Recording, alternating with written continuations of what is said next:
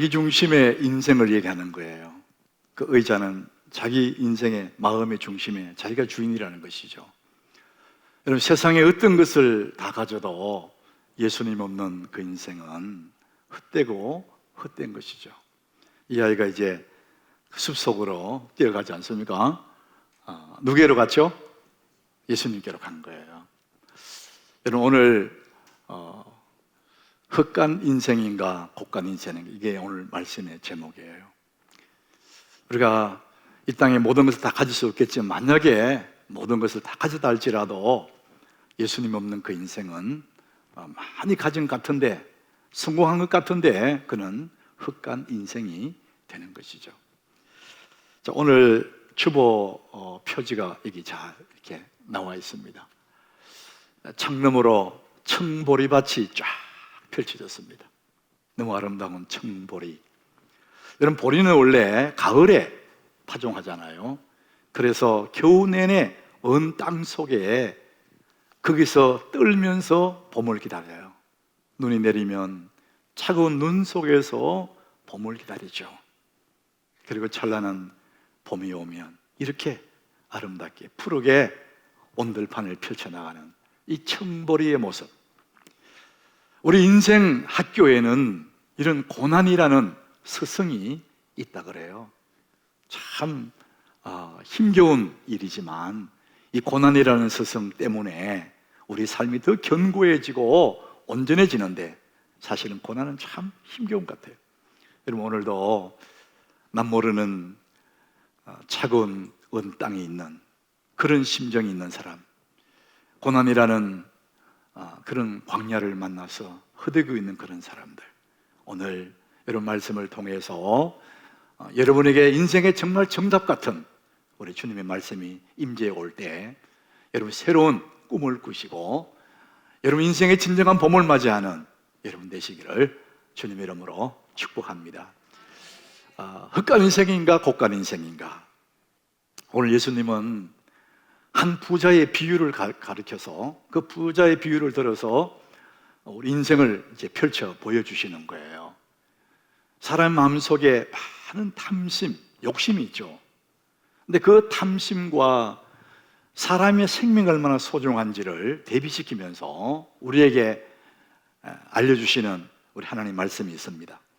오늘 본문 18절에 보니까 이 부자가 자기 스스로 계획을 세운 거죠. 또 이르되 내가 이렇게 하리라. 인생 계획을 세우세요. 내 곡간을 헐고 더 크게 짓고 내 모든 곡식과 물건을 거기 쌓아두리라. 굉장한 계획을 세웠어요. 자, 근데 거기에 보니까 곡간이라 그래서 곡간. 여러분, 곡간은 오늘 본문의 말씀처럼 곡식과 물건을 쌓아두는 곳이에요. 겉으로 보기에는 곡간과 헛간의 차이가 별로 없어요.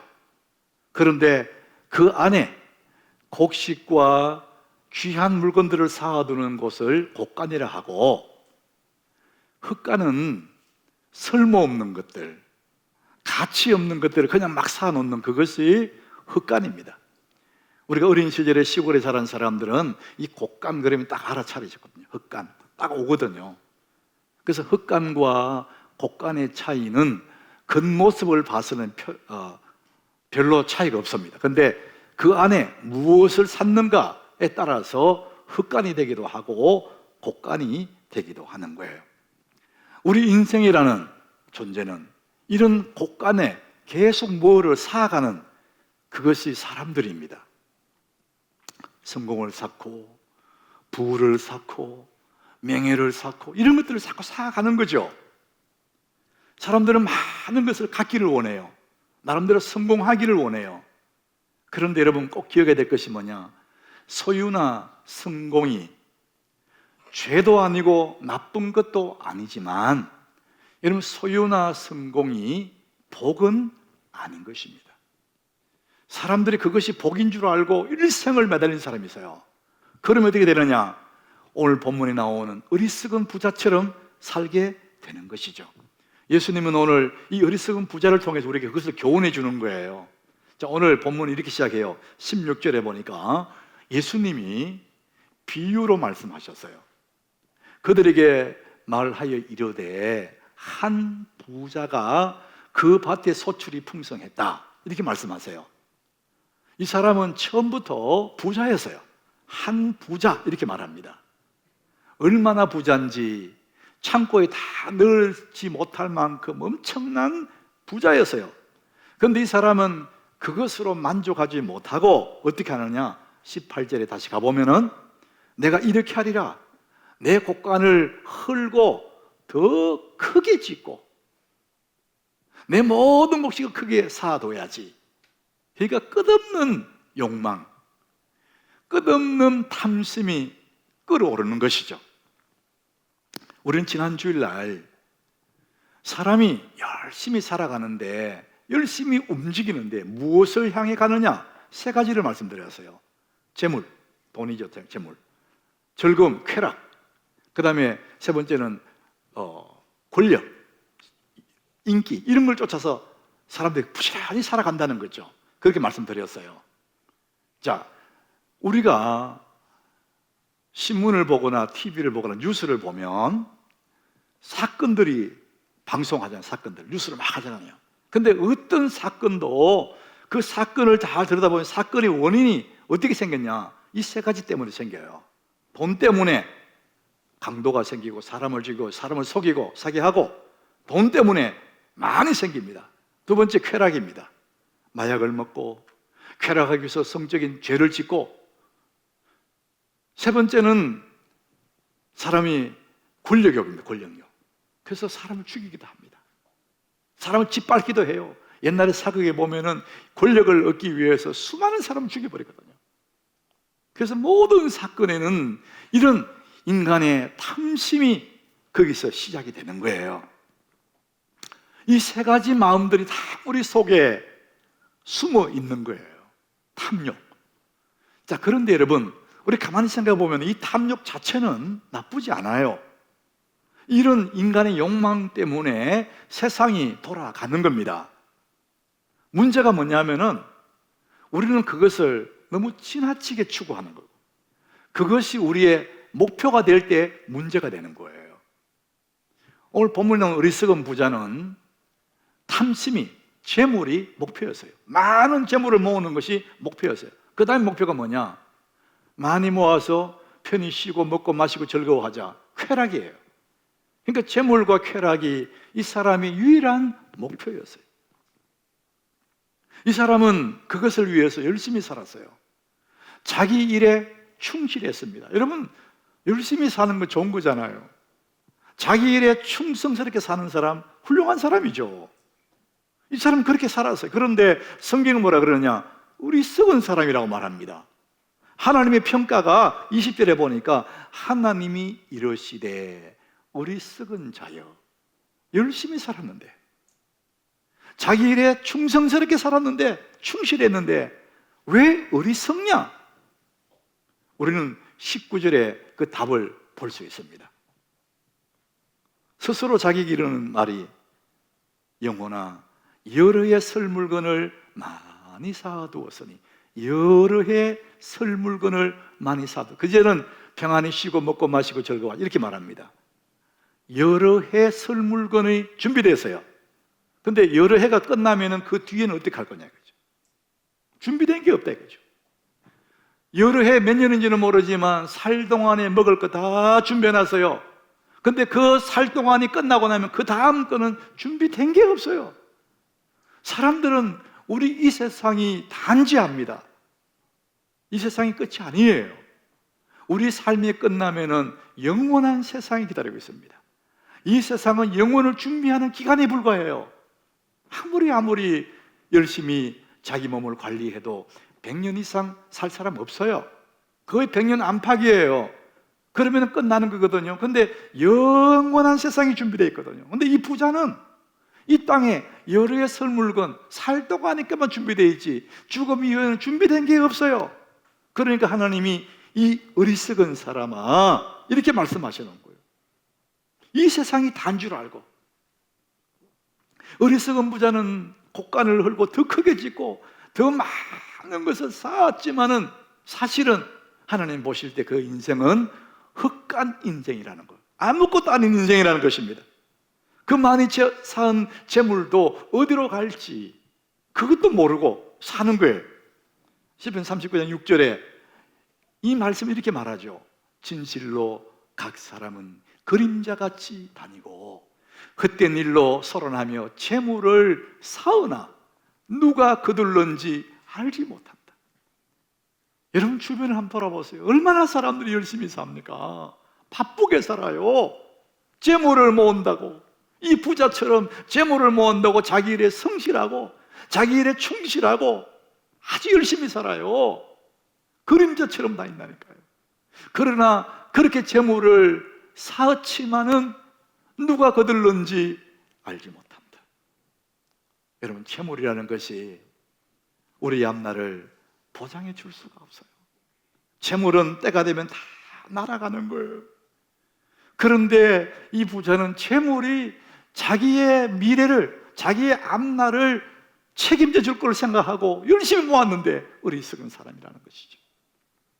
시편 31장 15절에 이렇게 말합니다. 나의 앞날이 주의 손에 있사오니. 우리 한번 따라해 봅시다. 나의 앞날이 주의 손에 있사오니. 이 부자는 자기 앞날이 돈에 있는 줄 알아요. 재물에 있는 줄 알고 재물을 열심히 모았는데 어리석은 사람이라는 겁니다. 여러분 이 시편 31장 15절의 이 고백은 다윗의 고백이거든요. 시골 양치기였어요. 어린 소년 양치기를 사울왕이 죽이려고 그래요. 시기를 해서. 여러분 젊은 청년이 그 나라 왕이 그 청년을 죽이려고 그러면 그 청년의 미래는 없는 거예요. 앞날이 없어요. 그 앞날은 사울왕의 손에 달린 거야. 그게 우리가 생각하는 게 딱 맞잖아요. 그런데 다윗은 자기의 앞날이 사울 손에 있는 게 아니고 나의 앞날이 주의 손에 있사오니. 여러분의 앞날이 누구의 손에 있습니까? 힘 있는 사람 손에 있나요? 여러분의 앞날에 돈에 있나요? 나의 앞날이 주의 손에 있음을 믿으시길 바랍니다.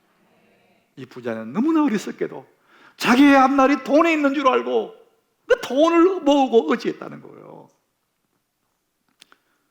C.S. 루이스라는 사람, 이 기독교 변증가죠. 그런데 이분이 스크루테이프의 편지라는 그런 책을 썼습니다. 스크루테이프 편지, 거기는 마귀가 사람을 넘어뜨리는, 인간을 망쳐버리는 그런 전략들을 연구해서 그 책에 썼어요. 그 마귀의 전략이 들어있는 겁니다. 사람을 넘어뜨리는 가장 좋은 마귀의 전략이 하나 있어요. 경험 없는 마귀들은 사람에게 자꾸 어려움을 줘가지고 그 어려움 주지 마라. 사람에게 어려움 주면 사람이 자꾸 하나님 의지하기 때문에 어려움 주지 마라. 가장 좋은 전략이 뭐냐? 열심히 살도록 가만히 두라는 거예요. 사람들은 열심히 사는 거 좋아해요. 열심히 사는 사람 훌륭하다 그래요. 반듯한 사람은 열심히 살아요. 자기 일에. 그래서 사람들이 열심히 해서 가만히 둬라.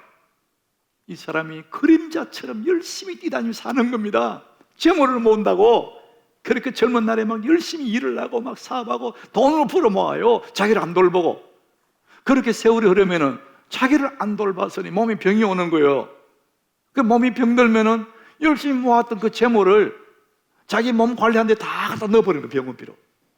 그러면은 아무것도 없는 거예요. 젊은 날에는 열심히 살다가 끝났고, 나이 들어서는 그 열심히 사는 거 다 갖다 넣어버리고 아무것도 없어. 그래서 마귀가 말하죠. 인생을 한 방에 훅 보내는 비결이 뭐냐? 가만히 돌아 열심히 살도록 이렇게 말합니다. 여러분 열심히 사는 거 나쁜 거 아니죠. 그러나 헛된 일에, 쓸데없는 일에, 중요하지 않는 일에 열심히 살면 어떻게 되느냐? 흑간 인생이 되는 것입니다. 그러므로 여러분 소유를 지키려고 하지 말고 믿음을 지키시길 바랍니다. 우리의 삶의 소유보다 더 중요한 것이 뭐냐? 믿음입니다. 격언 중에 이런 격언 있잖아요. 사람이 돈을 잃으면 조금 잃은 것이고 명예를 잃으면 많이 잃은 것이고 건강을 잃어버리면 다 잃은 것이다, 이런 말을 하거든요. 정말 그럴듯해요.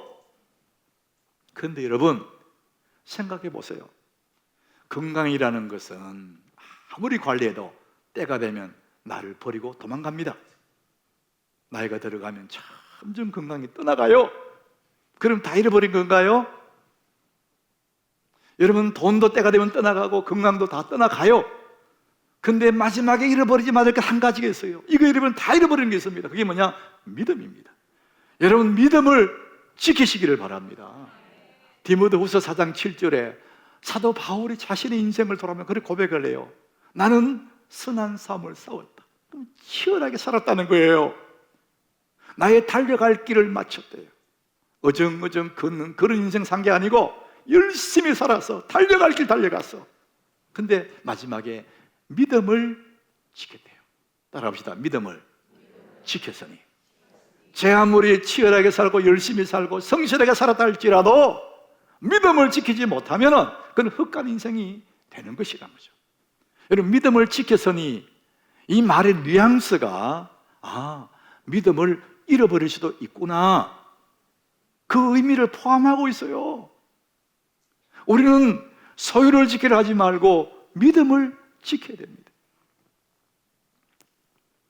오늘 우리 말씀을 두 군데 읽었거든요. 고린도후서 6장 1절에 보면은 이런 말씀 이렇게 말합니다. 우리가 하나님과 함께 일하는 자로서 너희를 권하노니 하나님의 은혜를 헛되이 받지 말라. 우리가 언뜻 이해가 되지 않는 말씀이에요. 은혜 받아라 이런 말을 많이 하고, 은혜 받아야지, 은혜 받았어 이런 말을 하는데, 은혜를 받되 헛되이 받는 은혜가 있다는 거예요. 너희가 은혜를 헛되이 받지 마라, 이 말씀은요, 예수 믿는 사람들에게 하신 말씀이에요. 고린도 교우들, 예수 잘 믿는 사람들이 하는 말이거든요. 은혜를 헛되이 받지 마라, 이렇게 말씀하는 거죠. 행복한 왕자를 지은 오스카 와일드라는 사람, 행복한 왕자, 여러분 그 작품 많은 사람들이 알고 있어요. 이 오스카 와일드가 지옥의 단편, 이런 단편 소설을 썼습니다. 그 내용은 성경에 나오는 예수님이 행하셨던 그 일들, 그 이후를 상상으로 쓴 소설이에요. 예를 들면 38년 된 베데스다 연못가에 그 환자를 예수님 살려줬거든요. 내 자를 들고 걸어가라. 그래서 그 사람 자를 들고 걸어갔다. 근데 그 이후의 삶은 성경이 나오지 않아요. 근데 이 사람이 그 뒤의 삶을 상상한 겁니다. 12의 혈루병 앓은 여자가 예수님 옷자락에 손을 대서요, 혈루증 그늘 말랐어요. 너무나 감격스러웠죠. 평안히 가라 여인아, 네 믿음이 너를 구원했다. 그리고는 그 여인이 어떻게 살았는지는 성경이 말하지 않아요. 이거를 이제 오스카 와일드가 상상을 해서 쓴 책이 지옥의 단편인데, 어느 날 예수님이 길을 가다가 술을 먹고 꼬장을 부리는 주정꾼을 만난 거예요. 예수님이 가만히 보니까 그 사람이 이전에 안전병이었어요. 못 걷던 사람인데 예수님이 은혜로 걷게 해줬어요. 근데 술 먹고 꼬장을 부리고 있는 거예요. 야, 이 사람아, 내가 너를 그렇게 살려줬는데 왜 이러고 사나? 물었더니 그 술주정꾼이 하는 소리가, 예수님, 이전에 내가 안전병이었을 때는 사람들이 동전도 던져주고 돈도 줬는데 내가 걷기 시작하니까 아무도 주는 사람이 없어요. 화가 나가지고 지금 술을 먹고 꼬장을 부리겠다는 거예요. 여러분, 이게 은혜를 헛되이 받은 거예요. 예수님이 또 창녀를 만났어요. 막다른 인생 골목에 있는 그 여인을 예수님 구원해 줬는데 이 여자가 또 그런 일을 하고 있는 거예요. 예수님 물었어요. 왜 그렇게 사느냐? 물었더니 예수님, 새로운 인생을 살아서는 너무 좋았어요. 그런데 어느 시간이 지나고 나니까 사람들이 아무도 나를 알아주지 않습니다. 그리고 무엇보다도 너무나 외로워서 내가 다시 이 일을 하기 시작했다는 거예요. 이게 은혜를 헛되이 받은 거예요. 또 한 사람을 만났는데 사움을 하고 있는 거예요. 막 치고받고 싸우고 있는 사움꾼이었어요. 예수님이 가만히 보니까 이 사람이 원래 앞을 못 보던 사람이었어요. 야, 이 사람아, 내가 자네에게 앞을 보게 해줬는데 왜 이렇게 살고 있냐? 물었더니 예수님, 내가 앞이 안 보일 때는 아무것도 몰랐는데 눈을 뜨고 보니까 인간들이 마음에 안 든다는 거예요. 저 인간도 마음에 안 들고 저 인간도 그래가지고 화가 나가 싸우고 있다는 거예요. 여러분, 이게 하나님의 은혜를 헛되이 받은 사람들입니다.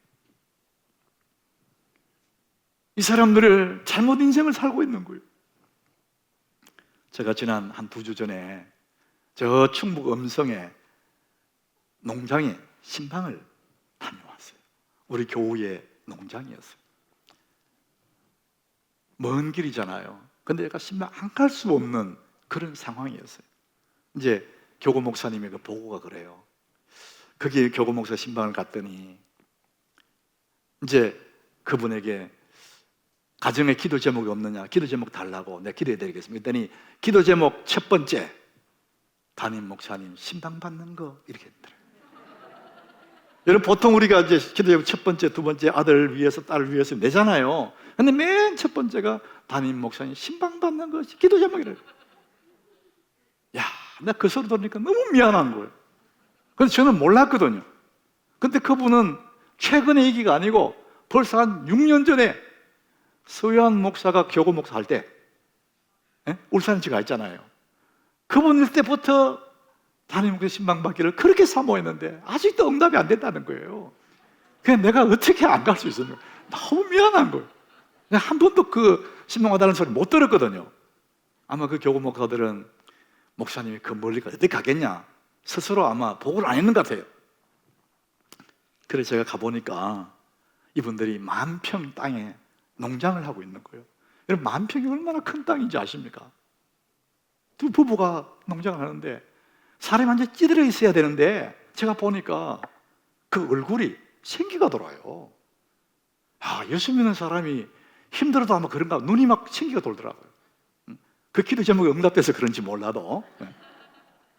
요즘은 외국에서 노동자들이 안 들어와가지고 일본이 없다는 거예요. 그러니까 막 눈만 때문에 일하는 거예요. 근데도 제가 그분들의 눈빛을 보니까 생기가 돌고 너무 순전한 그런 모습들이에요. 근데 이분들이 제가 이제 신방 갔다가 참 내 마음에 감동이 되고 은혜 받아온 얘기가 그거예요. 10,000평 땅을 농사하다가 토요일만 되면 그냥 그만두고 그냥 하나무로 올라온다는 거예요. 예배 드리려고. 자기들은 그날만 기다린다는 거예요. 여러분, 농사 짓는 사람은요, 저는 시골에 자랐기 때문에 압니다. 공휴일도 없고 쉬는 날도 없어요. 눈만 뜨면 일하는 거예요. 그것도 끝이 없어요. 근데 이분들은 10,000평 농장의 일보다 주일날 예배하는 게 귀하게 생각하기 때문에 그날만 기다려 와버린다는 거예요. 그러니까 주일날 예배하고 받은 그 은혜로 한 주간을 산다는 거예요.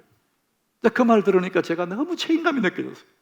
정말 중요한 말씀들을, 귀한 말씀들을 내가 잘 묵상하고 해서 전해야 되겠다, 이런 생각이 들었습니다. 사랑하는 여러분, 10,000평 땅 그 소유를 지키려 하지 말고 여러분, 믿음을 지키시기를 바랍니다. 우리가 믿음을 지키면 나머지 모든 것을 따라오게 되어 있다는 거예요. 마태복음 6장 33절 예수님 말씀이 그거예요. 너희는 먼저 그 나라와 그의 의를 구하라. 그러면 이 모든 것을 너희에게 더하여 주시리라. 사랑하는 여러분, 여러분의 인생의 곳간에 하나님의 축복으로 채우시기를 바랍니다. 인생이라는 그런 거예요. 이 본문에 나오는 이 부자처럼 뭔가 창고를 지어놓고 채워가는 것이 인생입니다. 저는 여러분에게 담임 목사로서 정말 여러분을 잘 되기를 바라는 부모의 심정으로 저는 이 말씀 드리고 싶어요. 여러분의 창고에, 인생의 그 창고에 하나님의 축복을 차곡차곡 쌓아가는 곳간 인생이 되기를 축복합니다. 오늘 그렇다면 오늘 21절에요 이런 말씀이 있어요. 예수님이 하시는 말씀이죠. 자기를 위하여 재물을 쌓아두고 하나님께 대하여 부유하지 못한 자가 이와 같다. 비단 이 어리석은 부자 이야기만 아니라 자기를 위해서는 성실하고 충실하고 열심히 살고 많은 걸 모았는데 하나님께 대하여는 아무것도 없어. 그 사람 바로 이 어리석은 부자와 같다. 헛간 인생이다. 주님 그 말씀하시는 거죠. 여러분, 여러분의 창고에, 인생의 그 곳간에 하나님께 받은 은혜에 대한 감사로 가득가득 채우시길 바랍니다. 하나님께 감사할 때 하나님 얼마나 기뻐하시겠어요? 하나님 감사해요. 그 감사로 채워갈 때 그것은 곡간이 되어가는 것이죠. 하나님의 것을 하나님께 돌려드리는 11조, 내 게 아니잖아요. 그럴 때 그 곡간이 점점 아름답게 채워져 가죠. 저는 여러분들이 아름다운 곡간을 채워가는, 그래서 하나님 축복을 채워가는 진정한 곡간 인생이 되기를 바랍니다. 여러분, 세상에서 가장 슬픈 일이 어떤 게 있을까요? 세상에서 가장 슬픈 것 한번 생각해 보세요.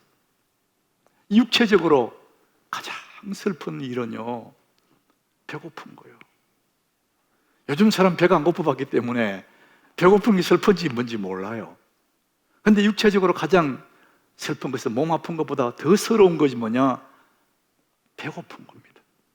서럽죠.